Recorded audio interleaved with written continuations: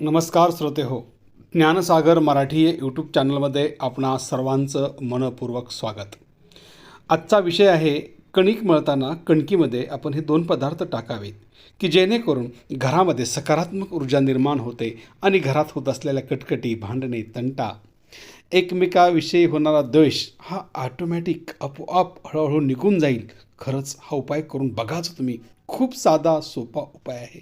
प्रत्येक गृहिणीने सहज करण्यासारखा हा उपाय आहे. हा उपाय पाहण्यासाठी अगदी हा छोटा व्हिडिओ संपूर्ण पहा. त्यासाठी ज्ञानसागर मराठी यूट्यूब चॅनलवर नवीन आला असाल तर चॅनल सबस्क्राईब करा आणि लाईक करा. तुम्हाला माहिती आहे कणकेचं पीठ म्हणजे ही सूर्याची कारक मानली जाणारी वस्तू आहे. सूर्याला कणकेच्याच पीठाचा नैवेद्य दाखवला जातो. आपण आपल्या घरामध्ये जर नेहमी भांडण, तंटा, कटकटी, ताण, तणाव, ट्रेस होत असेल, सतत दारिद्र्य येत असेल, हातातला पैसा टिकत नसेल, घरात भांडणं होत असेल, घरात एकोपा राहत नसेल, तर घरातील महिलेनी नियमित घरामध्ये हा उपाय करावायचा आहे. तर आपण दैनंदिन स्वयंपाकामध्ये करणारी ही प्रक्रिया आहे. दररोज 2 वेळा आपण घरामध्ये कणिक किंवा पीठ मळत असतो. गव्हाची कणिक ही सूर्याची कारक असून कुटुंबासाठी तारणहार आहे. जर आपण हा उपाय फक्त आणि फक्त सोमवार, बुधवार आणि शुक्रवार या 3 दिवशी केला तरीसुद्धा आपल्यावरती माता लक्ष्मीची कृपा होऊ शकते आणि आपलं घर आनंदानं भरभरून निघू शकतं. आपण मंगळवार, सोमवार, बुधवार, शुक्रवार, अमावस्या, पौर्णिमा अशा दिवशी जर तुम्ही हा उपाय केला तर आपल्या घरातील परिवारातील लहानसहान कटकटी, भांडणे, घरातील ताणतणाव, रुसवे फुगवे, मुख्य म्हणजे हातात पैसा न टिकणे यासारख्या गोष्टी हळूहळू निघतील आणि कमी होऊन जातील. आपल्याला माहिती आहे प्रत्येक घरातील गृहिणी हे लक्ष्मीचे स्वरूप आहे. घरातील गृहिणी जर हसतमुख असेल, आनंदी असेल तर अशा परिवारामध्ये लक्ष्मी आनंदाने अनंत काळापर्यंत निर्विवाद वास्तव्य करते. आणि जर त्या घरामध्ये लक्ष्मी स्थिर असेल तर त्या घरामध्ये भांडणे होत नाहीत, कटकटी यांना थारा राहत नाही, घर आनंदाने न्हाऊन निघते. त्यासाठी आपणाला कणिक मळताना पिठामध्ये काही वस्तू टाकावायच्या आहेत, अर्पण करावायच्या आहेत. आपल्या घरातील स्वयंपाकघर हे एक मंदिर आहे.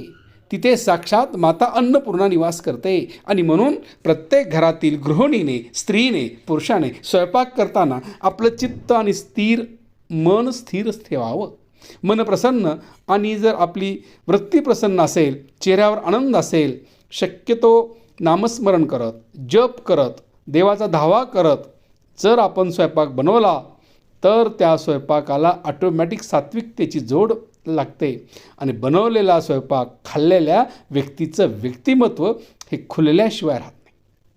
कारण आपण स्वयंपाक बनवताना जी वृत्ती असते तीच वृत्ती त्या स्वयंपाकामध्ये मिक्स होते. जर तुम्ही तामसी वृत्तीने रागे चिडून, शिव्यासापद्रे, भांडण करत तामसी वृत्तीने जर स्वयंपाक बनवत असाल तर तीच वृत्ती, तीच चव त्या स्वयंपाकाला लागते आणि तो स्वयंपाक बेचव होतो. ती खाणारी व्यक्तीसुद्धा तामसी होते, ती खाणारी व्यक्तीसुद्धा त्याच वृत्तीची होऊन जाते. त्यामुळे स्वयंपाक करणाऱ्या गृहिणीची स्वयंपाक करतानाची मनस्थिती ही प्रसन्न पाहिजे. जेव्हा राग येतो, चीड निर्माण झालेली असते तेव्हा गृहिणीने कपडे धुण्यासाठी घ्यावेत. कारण रागारागात जरी कपडे धुवून टाकत असला तरी कपडे मात्र स्वच्छ निघतात आणि आपला हळूहळू रागही कमी होतो. आपण ज्याच्यामुळे राग आलेला आहे त्याची कपडे तर आणखी स्वच्छ निघतात आणि ही कपडे वाळं घालत असताना तोपर्यंत आपल्या मनावरचा ताण हलका झालेला असतो, राग शांत झालेला असतो, मन प्रसन्न झालेलं असतं, चित्त स्थिर झालेलं असतं. म्हणून राग आलेल्या व्यक्तीने कधी स्वयंपाकघरात जाऊ नये, तिने सरळ कपडे धुवावी आणि जेव्हा मन स्थिर असेल, मन शुद्ध असेल त्या स्त्रीने मात्र आपल्याला स्वयंपाकघरामध्ये प्रवेश घ्यावा.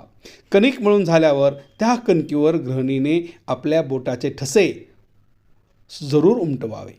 कारण विना ठसे उमटलेली कणिक ही पितरांना प्रिय असते. म्हणजेच पिंडदान करताना जी कणिक मळतात त्या कणकेवर कधीही बोटाचे ठसे उमटवत नाहीत. म्हणून स्वयंपाक करणाऱ्या स्त्रीने एक लक्षात ठेवायचे, बोटाचे ठसे जर उमटवले नाहीत तर ते आपलं अन्न पित्राला प्रिय होतं आणि मग पित्राला प्रिय झालेलं अन्न आपल्या घरच्याला खाऊ घातलं तर पित्र नाराज होतात आणि पित्र नाराज झाले तर घरामध्ये उलटी गिनती सुरू होते. घरामध्ये भांडण, कटकट, ताण तणाव, आर्थिक अडचणी ह्या येतात, कारण ते सुद्धा एक पितृदोषाचंच लक्षण आहे. त्यामुळे लक्षात ठेवा, आपल्या घरामध्ये आपण अन्न बनवताना, स्वयंपाक बनवताना, चपाती विशेष बनवताना त्यावरती बोटं उमटवणे हे सगळ्यात महत्त्वाचं आहे. गृहिणीने पहिली चपाती बनवली, ती छोट्या आकाराची बनवली तरी चालेल किंवा मोठी बनवली तरी चालेल, परंतु ती बनवलेली चपाती ही गाईला घास म्हणून, नैवेद्य म्हणून दाखवायची. कारण गायीने जर नैवेद्य खाल्ला तर माहिती, गाईच्या पोटामध्ये 33 कोटी देव असतात आणि ते देव शांत झाल्यानंतर आपल्याला आशीर्वाद मिळतात. तसेच शेवटची भाकरी किंवा चपाती आपण बनवतो ती कुत्र्याला द्यावी, कारण कुत्रा हा प्रामाणिक, वफादार आहे, इनामदार प्राणी आहे आणि त्याने ती खाल्ल्यामुळे आपल्या कुटुंबात कोणी व्यक्ती बेमान होत नाही, आपल्यावर शत्रुबाधा होत नाही, इडापिडा टळून जाते आणि आपल्याला ह्या सगळ्या नियमाचं पालन करून पीठ मळायचं आहे. त्या 2 वस्तू टाकल्यामुळे आपल्या परिवारातील सर्व व्यक्तीच्या ग्रहदशा बदलतात, सुधारतात.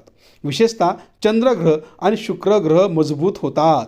लक्षात घ्या, जर आपला शुक्रग्रह मजबूत असेल, शुक्रग्रह जर मजबूत असेल कुंडलीमध्ये, तर घर, वाहन, पैसा, सोने नाणे, बँक बॅलन्स हे नेहमी वाढत जातात.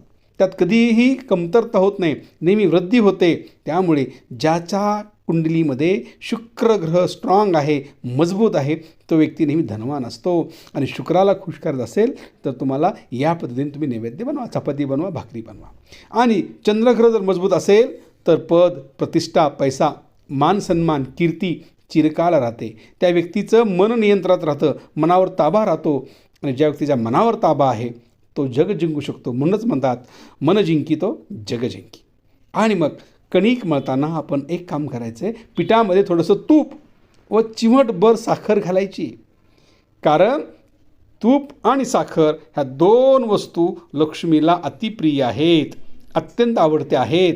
आणि तूप आणि साखर घातल्यामुळे त्या स्वयंपाकाला गोडी येते, तो स्वयंपाक अत्यंत लक्ष्मीला प्रिय होतो. आणि तो खाल्ल्यानंतर त्या घरातील जे व्यक्तिमत्व आहेत, घरातील जी माणसं आहेत, त्या सर्वांचं तामसी वृत्ती निघून जाते आणि लक्ष्मी त्या घरामध्ये अखंडपणे अनंत काळामध्ये भरभरून राहते, चिरकाल राहते. आणि ज्या घरामध्ये लक्ष्मी आहे त्या घरात कटकटी, भांडण राहत नाही, ताणतणाव राहत नाही.